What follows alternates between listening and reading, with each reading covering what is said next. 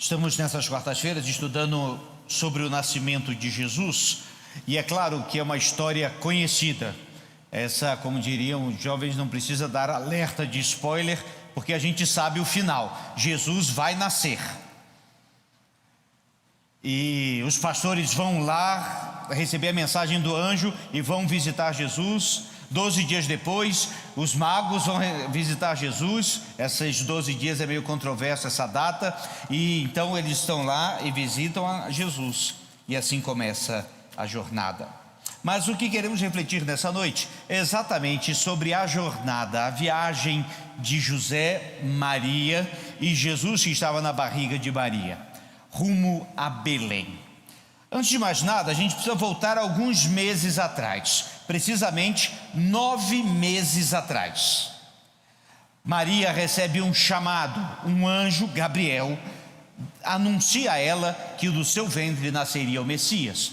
Seria uma manifestação do Espírito Santo, algo extremamente espiritual. José também foi avisado. Esses jovens que eram noivos se juntaram em Deus. E é uma coisa muito preciosa, e falei na última quarta-feira, eu admiro muito José, a sua perseverança, a sua fé, a sua coragem, e durante toda a caminhada. E então eles vivem ali em Nazaré, na região da Galileia. Bem, a missão deles era criar, cuidar e proteger o Messias, até que estivesse em idade de crescer e andar com as próprias pernas. Uma vida inteira, porque tudo que eles fizessem a partir daquele momento, meus irmãos, iria mudar a história da humanidade, literalmente. E foi o que fizeram. Mas ali, naquela pequena cidade de Belém, que foi a profecia dita pelo profeta Miqueias: e tu, Belém Efrata, pequena demais para figurar como grupo de milhares de Judá, de ti me sairá o que há de reinar em Israel, e cujas origens são desde os tempos antigos, desde os dias da eternidade. E assim começa a nossa viagem rumo a Belém. Se fosse outro dia, se fosse outra cidade, se fosse outro casal, bem, meus irmãos, seria uma história de um nascimento, com algumas perturbações e algumas histórias que eles iriam contar. Aconteceu nos dias de César Augusto, grande imperador de Roma.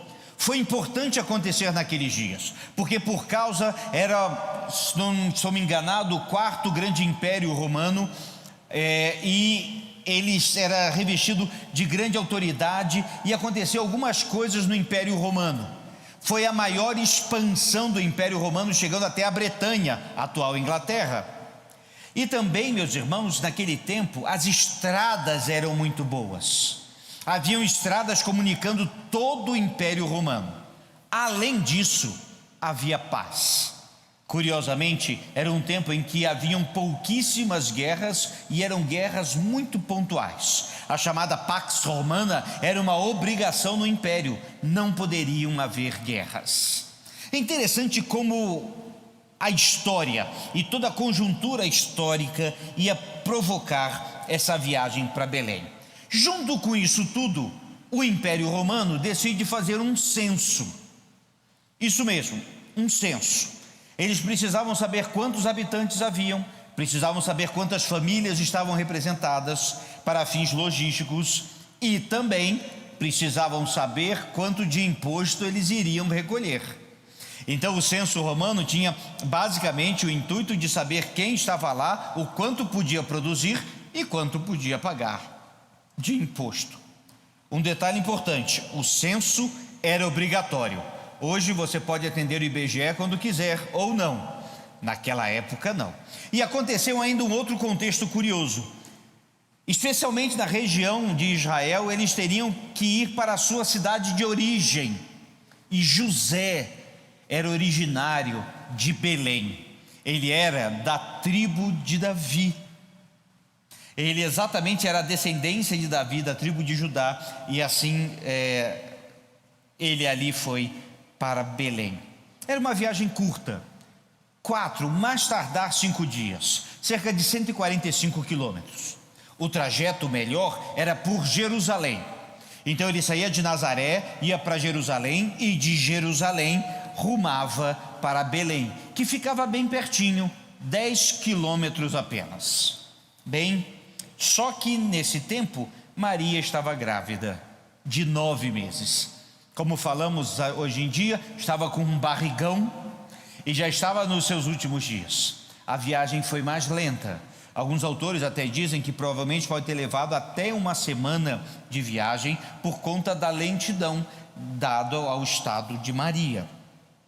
Mas eles perseveraram nessa viagem e duraram de 4 a 6 dias. Finalmente chegaram a Belém. E eu fico pensando, se naquele tempo José não fez como muitas crianças fazem no carro quando estão viajando com os pais e dizem: está chegando? E José pôde dizer: estamos quase lá. E eu creio que ele deve ter repetido isso várias vezes para tranquilizar Maria, até que avistaram a cidade de Belém. Quando lá chegaram, o destino final se tornou o início da jornada. Isso mesmo, o destino final se tornou o início da jornada, porque quando chegaram lá, primeiro que Belém, meus irmãos, a gente tem uma ideia de uma cidade tumultuada. Belém era um ovo, era muito pequenininha. Quando se fala de estalagem ou de hospedagem, provavelmente eram 1 ou 2 casas que abriam suas portas. Era uma cidade muito pequenininha. Quando eles chegaram lá, não havia lugar. A cidade estava cheia, por N motivos, além do censo também, não havia lugar. Mas nessa hora, as contrações de Maria começaram a acontecer. E eu volto a defender José. Pense na aflição desse homem, porque agora ele precisava fazer alguma coisa. E naquela mesma cidade corre, bate uma porta, bate na outra, e o máximo que ele conseguiu, com o mínimo que ele tinha, era uma família humilde. Foi uma estrebaria. E aqui, meus irmãos, tem que lembrar muito bem disso. Era o lugar dos animais mesmo. A gente vê o presépio todo bonitinho, que a gente vê nas figuras de Natal. Pense num estábulo. O cheiro lá não estava bom, não. José era carpinteiro. O carpinteiro daquela época era mais do que quem trabalhava com madeira. Era quem trabalhava também com construções. Provavelmente ele fez o que podia fazer. E naquela estrebaria ele deve ter dado um jeito, e varrido daqui, arrumado dali. E meus irmãos, naquela escassez, ele sabia que ele tinha abrigo, tinha uma proteção, tinha uma segurança. Maria então começou com as dores de parto. Ele provavelmente também correu à cidade atrás de uma parteira, comuns em cada vilarejo. E provavelmente ele deve ter tido alguma ajuda no que diz respeito a isso também. Bem, então nasceu Jesus. E ali, meus irmãos, ajeitado como pôde, a criança nasceu.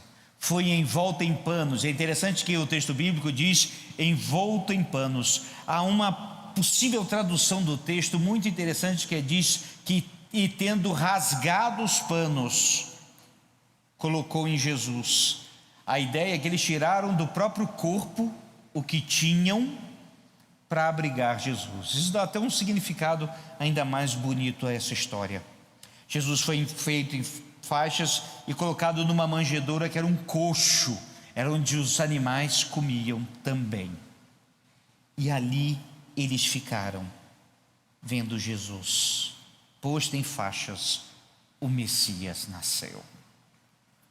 Meus irmãos, algumas curiosidades a respeito dessa história. Primeiro, que Belém significa casa de pão. Isso é extraordinário, porque o pão da vida nasceu lá. E se tinha um lugar que poderia fabricar pão de qualidade, era Belém de Efrata. Segunda curiosidade, Jesus foi posto numa manjedoura, que é um lugar de alimento, e o Senhor Jesus alimentou multidões. O coxo era muito simples. uma ripa de madeira embaixo, algum apoio e alguns pés. Eu creio que José, como bom carpinteiro, firmou o que podia firmar. Era comum viajar com as suas ferramentas. Então, naquela estrebaria, ele estava com as suas ferramentas arrumando o que podia arrumar. E Jesus ficou ali, no seu bercinho. José e Maria sabiam que estavam diante do Messias. E vejam, meus irmãos, eles sempre optaram por obedecer a Deus. Eles não questionaram em nenhum momento da viagem, nem do parto, nada. Na mais simples das situações, o parto foi bom. A criança nasceu bem. É claro que tinha toda a direção de Deus para aquele processo. É interessante destacar isso, porque naquela época, os partos, as mulheres morriam em 50% dos partos. Então a taxa de mortalidade era altíssima, devido, claro, às complicações da época e mesmo à falta de higiene, que não era tão acentuada assim. O poder de Jesus era espiritual e ia muito além da carne e dos bens.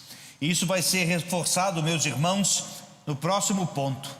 Jesus nasceu sem nada e morreu assim também. Jesus nasceu na família mais simples, do jeito mais simples que podia ser feito, e morreu na cruz sem nada também. Seus pais fizeram o que podiam fazer, mesmo na escassez. A providência divina foi extraordinária. Porque, meus irmãos, é interessante como Deus cuida dos detalhes e deu o que foi necessário para que Jesus nascesse. O necessário, lembrem dessas palavras. E por fim, aquela situação também mostra como estava a situação espiritual do povo. Que pensem comigo, que povo é esse que vê uma mulher grávida tendo filho e não dá um lugar na estrebaria, na pousada? Era a situação do povo da época, com um coração duro, não muito diferente de nossos dias também, e mostrava a realidade. E assim nasceu o nosso Salvador, que recebeu o nome de Jesus. Como eu disse no início, depois vieram os pastores, que foram avisados pelos anjos e foram ver o Messias. Depois vieram os reis magos, que, segundo algumas tradições, e não se sabe exatamente esse tempo, eles levaram 12 dias para chegar a Jesus. Quando eles estiveram em Jerusalém com Herodes, Jesus tinha nascido, e eles iriam até Belém visitá-lo. Alguns outros autores dizem que eles chegaram 2 anos depois, e Jesus já estava numa casa, e realmente Jesus já estava numa casa. Por isso que em muitas tradições de Natal é celebrado o dia de Reis no dia 6 de janeiro, exatamente 12 dias após o Natal. Nesse tempo também, Jesus Cristo, ao 8º dia, seria então dedicado ao Senhor e o seu nome Jesus seria dado. Depois ele seria levado ao templo. Eu quero lembrar que ele estava a apenas 10 quilômetros de distância de Jerusalém. E quando foi apresentar Jesus no templo, Simeão o recebe, a profetisa Ana o recebe, e há muito da manifestação da graça e da glória de Deus nas coisas mais simples. Jesus nasceu. Depois eles voltariam para Belém, passariam um tempo lá, iniciaria a perseguição de Herodes, fugiriam para o Egito, onde ficariam outro tempo, e depois voltariam para Nazaré, de onde Jesus tirou um dos seus títulos, Jesus o Nazareno. E com isso, meus irmãos, podemos aprender 5 simples lições. A primeira delas é que o homem planeja. O plano de Maria e José era ter o filho em Nazaré, mas é Deus que conduz os planos dos que creem, e Jesus nasceu em Belém. Segunda lição, as profecias bíblicas se cumpriram e se cumprirão integralmente. Se séculos antes avisava que ali em Belém nasceria o Salvador, foi lá que nasceu o nosso Senhor. ter tudo o que precisa é diferente de ter tudo o que quer. Jesus, para nascer, ele teve absolutamente o que precisava: um teto, seus pais, um lugar onde repousaria,